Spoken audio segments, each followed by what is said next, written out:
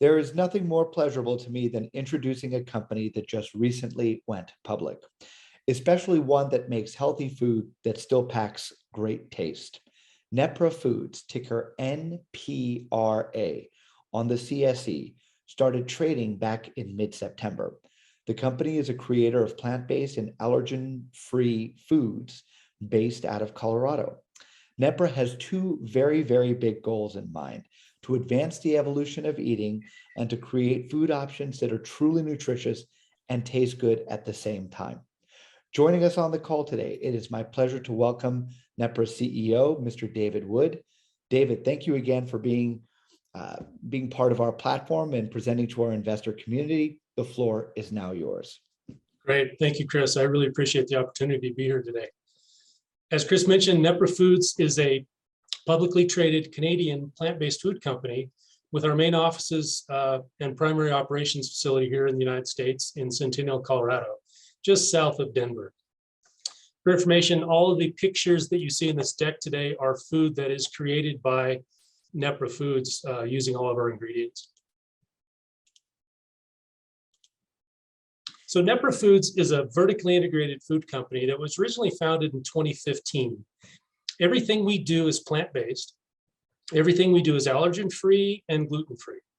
We have several revenue streams. Our current revenue is primarily from our sales of wholesale specialty ingredients that we sell into large food manufacturers across North America. We import our ingredients directly from the manufacturers in Southeast Asia, primarily coming out of Thailand. And we also manufacture our proprietary plant-based high protein ingredients here in our 31,000 square foot facility in Colorado. All the ingredients that we import and manufacture are also the primary ingredients that we use in our new line of consumer branded products that's coming out. So a little brief history on the company. My background is over 30 years in the food manufacturing from the engineering and equipment side of the business. It was a business that my grandfather started in 1937, which I took over in 1987. Early in the 2000s, I met my partner, Chadwick White. Chadwick is a certified master baker and a gluten-free specialist. He's known worldwide as one of the leading food developers in the country. And he's specifically adept at understanding where the food business is going and what the current trends are. And an example of that is in 2008, he started what soon became Udi's gluten-free bakery. Udi's was the first commercial producer of gluten-free breads that were available across North America in traditional retailers. And I worked really closely with Chadwick to help build that business, which he exited in 2012 when he sold that business to Boulder Brands for $125 million US. That company is now currently owned by ConAgra. After Chadwick sold Udi's, he still stayed very focused in the gluten-free business. And in 2015, he approached me about starting a business that specialized in some new, very specific gluten-free ingredients that he had sourced out of Southeast Asia. He was constantly looking on improving the gluten-free bread business and kind of coming out with gluten-free 2.0. So in 2015, we started gluten-free baking solutions. Our primary business is importing very specialty ingredients used in the gluten-free business and formulating those ingredients for food producers to make consumer branded products. In 2020, we rolled that business up with all combined into Nepra Foods, which we incorporated in December of 2020. In 2021, we took that company public, as Chris mentioned, on the Canadian Securities Exchange under the ticker of NPRA. So to be clear, Nepra is not a new company. The ingredient business we started in 2015, and that's the core of our business model. We just released Q3 earnings, which are up over 200% year over year, driven primarily by that ingredient business. Our ingredients are very specialized and they allow producers to make the next generation of not only gluten-free breads, but also current trending products such as ketogenic foods, grain-free foods, allergen-free foods. And as I mentioned, we also manufacture plant protein ingredients here in Colorado. So why are we in the plant protein business? Baking gluten-free is difficult, and it's very specialized because you actually have to replace gluten, and gluten is the protein, the plant protein, that allows you to make bread. Replacing it with other plant proteins is very difficult. And as we searched for other alternative plant proteins, we really could not find ingredients that we needed to formulate for our customers the products that they needed. So because of our experience, we decided to manufacture our own ingredients in the plant protein space. And what that does is it allows us to expand not only our ingredient business, but it allows us to expand in the consumer products business as well. So being in the consumer products business and in the ingredient business really gives us an advantage, that vertical integration that gives us best pricing as we buy directly from the manufacturers. And it also gives us access to very proprietary ingredients that aren't normally available to some of our competitors. Our ingredients and the proprietary formulations that we have allow us to create foods that are using very high quality plant proteins. That's really critical for anybody that wants to go on a plant protein diet. So why the focus on plant proteins right now and plant-based diets? We really feel that this is not a fad, that it's part of the evolution of the way people are going to eat in the future. People have various reasons for trying to eat more plant-based foods. There's environmental reasons, there's the treatment of animals. It's been shown that eating more plant-based diets have beneficial health responses to the body, such as a reduction in autoimmune responsive and digestive issues. But most people that are trying plant-based foods are not vegetarians or vegans. Most, and then this slide shows 76% of those people that are on plant-based diets are more of the flexitarian. They're willing to eat all kinds of foods, but most of them are really trying to cut down on the animal proteins that they're eating and trying to get their proteins from other sources. Nobody that's my age right now is saying that they want to eat more meat. You know, most people are saying that they want to eat less meat and they want to try to eat healthier. But to get people to go on a plant-based diet, you've really got to have great taste, great nutrition, great mouthfeel to get them coming back. So we like to think that it's not necessarily difficult to get people to try plant-based foods, but you've really got to have good taste and texture and nutrition to get them to keep eating plant-based foods. Now, when most people think plant proteins, they're thinking meat analogs. So if you think about the Beyond Meats, the Impossible Burger, Very Good Butcher, there's several very good meat analog companies on the market. And the plant proteins that we manufacture, they make great meat analogs. They've got superior digestibility, they've got superior nutrition, great flavors. Most of the meat analogs on the market today contain soy and they contain gluten. And both of those are allergens with negative health issues associated with them. The meat analogs that we make here at Nepra are free from allergens and free from gluten. And they've really got a better taste that really gives us a leg up in this market. So the plant protein that we are utilizing the most right now, and this isn't the only protein that we use, but hemp protein is the one that we really kind of latched onto as a superior protein. Now, when I talk about hemp, I want to make sure that we're clear that we are using the hemp seed or the hemp nut, which is that picture of that little white seed you see in the upper right-hand corner there. This contains no CBD, it contains no THC. We are just interested in the protein that has. That little seed has about 33 to 35% protein. That's the protein that we use in all of our foods. So when you compare that to soy protein or pea protein, which are the two big plant proteins that most plant protein companies use right now, it's really got a lot of advantages. The biggest downside with soy and pea are flavor. Now, soy also has some other negative health aspects associated with it. And soy is typically a genetically modified plant. I think over 90% of the soy grown in North America has been genetically modified. Soy is also on the list of the 8 known allergens that's put out by the FDA. And the other problem that soy has is it doesn't taste very good. Soy protein on its own kind of tastes like dirt, has a very bitter flavor to it. The other pea protein that's widely used right now is pea protein. Pea protein, the biggest downside with pea is it tastes like peas. So as a food developer, it's very difficult to use because you've got to overcome that pea flavor. Hemp protein is superior in that it's got a very mild flavor. It's not an allergen, it's not a GMO plant, It's very easy digestible. It's got all 20 amino acids that humans need to survive. And it's got the proper ratio of omega fatty acids, which are very key to human nutrition. It's a very sustainable crop. It grows in almost any environment in the world.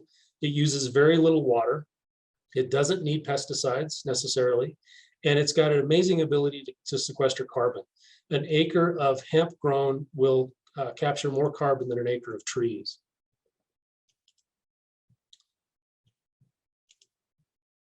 So when you use plant proteins in a meat analog, you've got to texturize them. In the industry, that's typically known as TVP, or texturized vegetable protein. TVP is a very specific trademarked name that is known for making soy protein. We're taking the hemp protein and texturizing that to make meat analogs. When you texturize a plant protein, what you're doing is you're giving it that grain, that granular structure that gives it that animal protein-like texture. So we can create that with a very thick grain like beef, or a finer grain like chicken, or you can even give it a flaky texture like fish. Nepra is the only one that we know of in the world right now that is texturizing hemp protein. And it really is a superior product to use in all of these meat analog products. So there's a picture of an example of using the textured hemp protein. That is an enchilada using a beef flavored textured hemp protein that actually has a cheese, hemp-based cheese on it as well. So hemp is great not only in the protein because you can use it for textured proteins for analogs, but you can also isolate it further and use it for supplements. And because of its functionality, if you concentrate that protein even further, it has an egg-like structure. So what that allows us to do is to create an egg replacement. Now, why this is a big deal is that food producers, when they use eggs, they normally use eggs in a powdered egg white form. Powdered egg white sales in the world in 2019 were estimated over $1.4 billion. So it's a big market. And just like meat, consumers are looking for plant-based replacements for eggs, and particularly egg whites. In addition, eggs are on the list of known allergens in the world. So as a food manufacturer, you would love to get eggs out of the plant. So for instance, in a traditional gluten-free bakery, eggs might be the only allergen they have in the entire plant. So by getting eggs out of the plant would allow them to have a totally plant-based vegetarian or vegan product. So I really feel that Nepra has an advantage because we're looking not only in the consumer space, but because we are on the production side of it, we're also focusing on using plant proteins in the B2B space to increase our revenue streams. And again, as you further isolate that, you can make supplements. So we're currently working with a partner out of India who is isolating the hemp protein for us in a 99% pure format. And that will allow hemp to be used in the supplement space to compete against whey protein. Has a much better flavor profile than whey does, and is a lot easier to digest for most people as well. So that allows us to create great dairy items. In the center there, you'll see a cheese-filled ravioli. That's going to be one of the first consumer products that we come out with. So that ricotta cheese is made with hemp protein, and that pasta is made with the ingredients that we sell as well, including hemp protein. So hemp is not only good for meat analogs, it's great for dairy items, and it's great for snacks. So when we think about how people are going to consume plant proteins in the future, it's not going to be just meat analogs. They're going to be looking for other ways to consume proteins, including snacks. So the snack items that we create have high protein, low carbohydrate, and high fiber. So what we've decided to do is we've taken all of the knowledge we have in this business, and our first consumer product that we're going to be launching is ProPasta. So not only will the meat that we use, so in this case, spaghetti and meatballs, the meatball will be used, the plant meat analog using hemp, but also the spaghetti is using that high protein, hemp protein to create a very low carbohydrate, high protein spaghetti. So a serving of ProPasta will have 30 grams of protein, a very low carb load, so a very balanced carb, about 50% lower than a traditional spaghetti and meatball meal. And all of this with no gluten, no allergens. This is going to be very disruptive in the frozen food segment. And when you look at frozen foods, the category has really taken off, especially during the pandemic. Sales are up year over year, about 21% during the pandemic, to a $65 billion industry. So it's really, we've made a conscious decision to kind of skip over the meat analog business and not go head to head with some of the big guys in the meat analog space, but to go directly to a finished meal. It kind of takes all of the experience we have in this space and kind of combines it. And it gives us that intellectual property advantage that really is going to give us a competitive advantage in this business. We're able to do this because we've got great experience in this industry. So as I mentioned, Chadwick and I have over 30 years in this business. Mark Olmsted, one of our partners, also has over 30 years in this business. We've recently brought on John McCauley as our Chief Operating Officer. John is a former CE and NASA executive who has great experience bringing innovative products to market. So our experience has really given us an advantage in this industry. As I mentioned, we are publicly traded. We launched in September of this year on the Canadian Stock Exchange market. So you can pull up a graph there. Our stock is doing pretty well, and we really feel that we've got a lot of room to grow as far as our valuation. When you look at a lot of other microcaps in this space, many of them are brand new companies, brand new startups with little or no revenue. We've been in this business for quite a while. We've got a good revenue stream. Our revenue is growing. So as far as our market cap, I think we've got nothing but upside in the future. So that's really why we feel that we're in a good space right now. We've got an established ingredient business with good revenue streams that's been doubling over the last couple of years. We've got very specific proprietary plant-based proteins that we're utilizing not only in the B2B space, but also in our consumer product space, and a very differentiated product offering. So we'll be launching the spaghetti meatballs, we'll be launching the cheese-filled ravioli, along with a macaroni and cheese for our consumer products business. And we've got new consumer businesses coming out in the future as far as some additional dairy items and snack items. And it's really the experience in our management team that allows us to do that. So with that is my presentation. And I think Chris said we can open this up to some questions. David, thank you for the presentation part. Anyone who wants to ask a question, they can either email me directly at chris@ldmicro.com or use the Q&A function in the Zoom app. But I have to tell you, I think that David, you are the winner for the quote of the day. Pea protein is not that great because it tastes like pea. And I bet you, I don't know if anyone's done any studies on this, but I bet you an overwhelming majority of people who have tried plant-based, the 65%, there isn't a second time. So I had a very bad experience with one of your much larger competitors, and I was like, I'm never doing this again. But it's interesting that you mentioned that you have two things that are, in my eyes, truly proprietary, the THP and the ProCell. So the first question that was emailed to me is, can both of these be platform technologies on the ingredient side? Yes. So the textured hemp protein we will be using on our consumer business, but we'll also be selling that wholesale to other consumer food manufacturers. Now, we'll be very specific on who we sell that to, and we don't want to sell that to any direct competitors, but we want to get other people access to that ingredient. And we'll have extra manufacturing ability that will be able to do that. So David, I mean, you're third generation in food. Correct. So obviously your palate, your sense of taste is a lot different than everybody else. You're saying that you feel that this is superior categorically when it comes to comparisons to both soy and pea. Absolutely. And it's not just the flavor, but that is a big part of it. So as a food developer, if you're using soy or if you're using pea, you've got to cover that flavor up.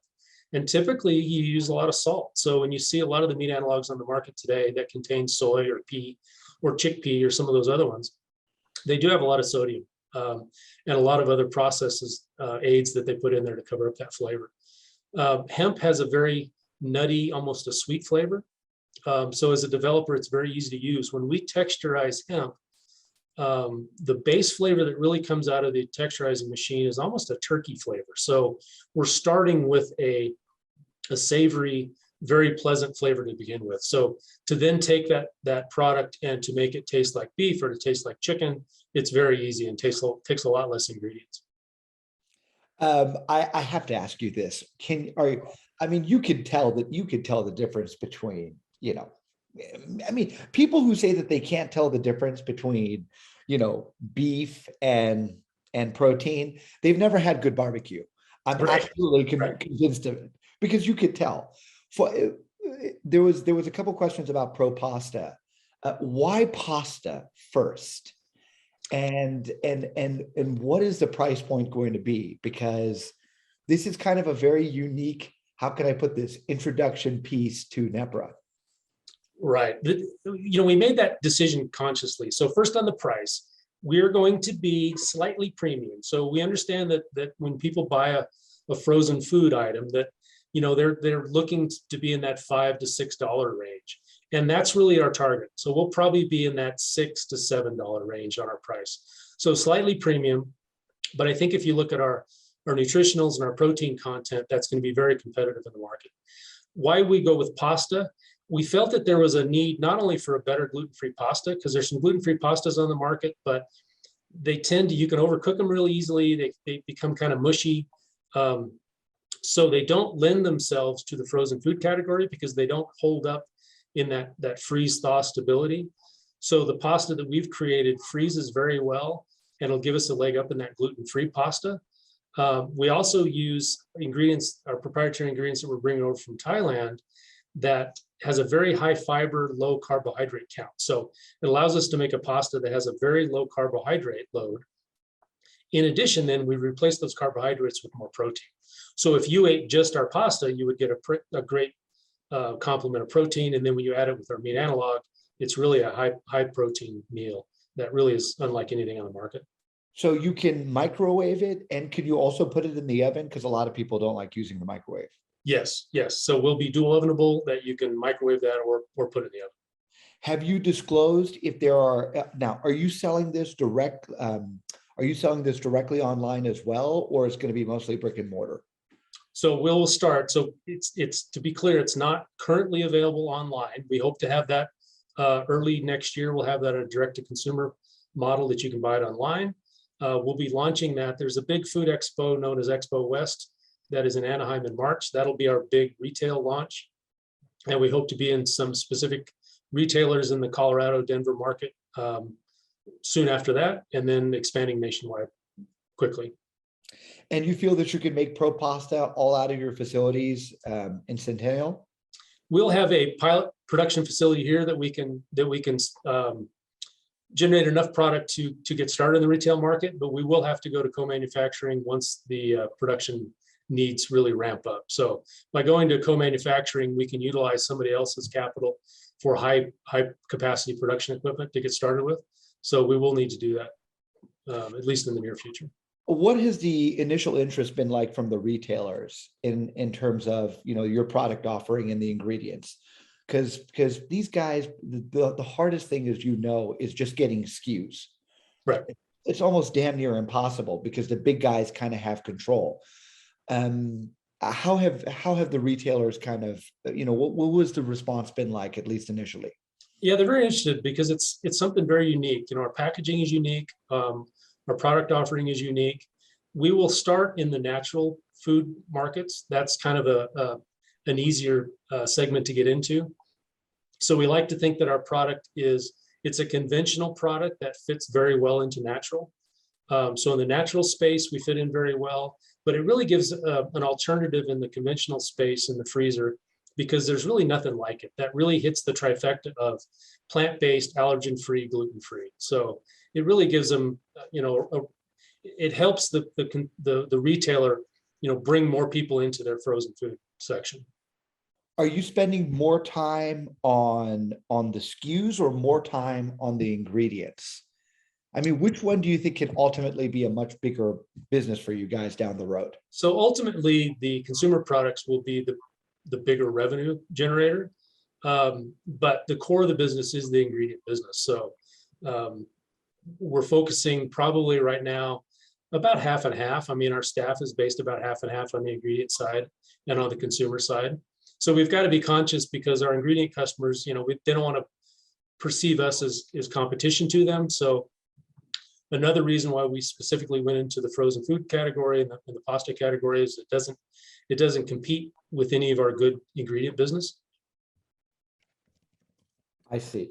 And then in terms of just recently going public, what was that like? Was it a roller coaster? Was it something that was pretty easy? I see that you guys were oversubscribed for the first raise.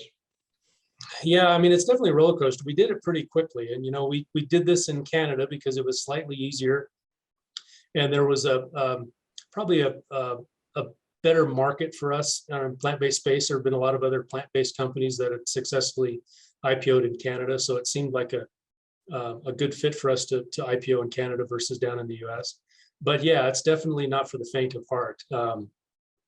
It took us close to a year, and my former partner was an attorney who really helped guide us through a lot of that. But even having an attorney on staff, it still generates a lot of legal bills to get that done. So, but it's really been good because now it's opened us up to the ability to get to capital markets. And like you said, it's difficult being in the consumer space and getting on retailer shelves. It takes a lot of money. So going public gives us that advantage that we can do that quickly. Well, look, I think that you have a couple of intangibles here in the sense that your background and Chadwick, Udi's was a huge success. Yeah. It was groundbreaking. It was kind of a pioneer before all of this. So I'm assuming that you guys have learned a few things, Right. as to what to do and what not to do. But the thing that I think a lot of investors are going to look at is obviously going to be revenue growth. It's going to be how disciplined you are to the bottom line. And then last but not least, partnerships with much, much bigger companies. Correct. I mean, do you feel that in the 2022 calendar, you'll be able to kind of showcase, nice distribution through the ingredient side, SKUs within the brick and mortar, and then showcasing the value of what you have that is truly proprietary? Yeah, 2022 is really going to be a breakout year for us with the launch of the consumer items and the tremendous growth we've seen in the ingredient side. So the ingredients that we've brought on board are really right on point in the market right now, being that they allow other food producers to make products similar to what we're making in ProPasta, as far as higher protein, lower carbohydrate, higher fiber. I think the pandemic has really focused people on their health and wellness, and that what they eat is directly related to how they feel and how they can fight off infections and disease. So everybody's looking to eat better and be healthier, and we just want to try to make it easier for people to do that. Are you of the belief that given the growing world population, we're simply not going to have enough beef and chicken to ultimately feed everyone, and plant proteins are going to be a huge part of that core as part of that kind of offset? Do you feel that, it's going to happen later in time, or it's sooner than we all think? I think it's going to be sooner than we all think. I don't think that animal proteins are going away, but I think as people realize that the toll that raising animals takes on the environment, as far as water consumption and land consumption, that they're going to look for alternatives, and using plants to get protein for us is just a natural alternative. And that's kind of the evolution that we're talking about with the way people eat. And one of the reasons we're so excited about hemp is because it grows so easy. I mean, it is a weed, right? So it grows anywhere, and it does take a lot less water. So the ability to get healthy protein out of a plant like that is really exciting. And it really could help worldwide get better high quality proteins to people. Yeah, no. So I wanted to kind of end it on this. My dad had a heart attack a few years ago, and I was like, Dad, how do you feel? And the first thing he says, I need to eat less meat. Yep. That was it. And he's been honorable in that. And again, as we all kind of advance in age, we realize how important it is. Where can people find out more, and how do people kind of stay within your developments of, product announcements, partnerships? What's the best way of doing that? So probably the best way is to go to our website, neprafoods.com, and on there, then you can register to be part of our email list and our newsletter, and that will be the best way for you to get information on what we're up to. And then final question, what is Nepra? Nepra is a name that we came up with. Nepra is the Greek goddess of grain. So Nepra is actually the correct term. Nepra is the male form, but I thought Nepra was actually a horrible name for a company. So we kind of settled on Nepra. And do you think that investors would have an advantage by coming and visiting you guys at your facilities? Yeah, I think so. I mean, we've been in this facility only for about 9 months, so we're still in the midst of our build out. But yeah, absolutely. Next year we'll have capabilities here that we can show people and what we're up to. That'd be great. So I'm making a 3-day trip to the Denver area. So look, I look forward to seeing you in person sooner rather than later. Absolutely. Love to have you. Appreciate it. Thanks, Chris. David, thank you so much for your time today. You guys, make sure you take a closer look at Nepra. You be well. Thanks. Bye-bye.